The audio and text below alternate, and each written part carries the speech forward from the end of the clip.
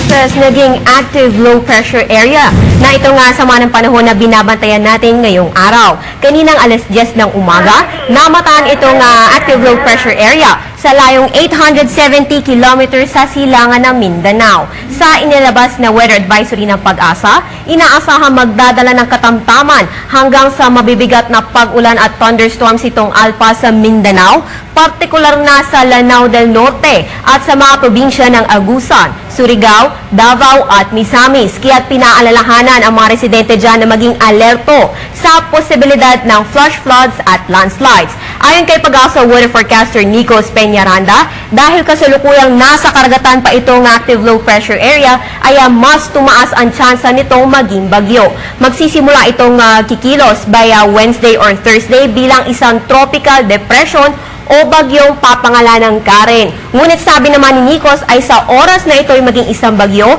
hindi naman ito magbabantang maglandfall sa bansa at isa nga sa mga possible scenario nito ay tatahakin nito ang direksyon pa north-northwest o sa direksyon ng southern Japan. Pero magdadala pa rin anya ito ng pag-ulan, lalo na sa southern Luzon at Bicol. Samantala sa lagay ng panahon ngayong Lunes, inaasahang magiging maulan ang panahon sa eastern Visayas at Mindanao, habang ang Luzon ay makaranas naman ng kalat-kalat na pag-ulan na may pagkidlat pagkulog. Dito sa Metro Manila, asahan din ang mga pag-ulan, lalo na pagsapit ng hapon o gabi.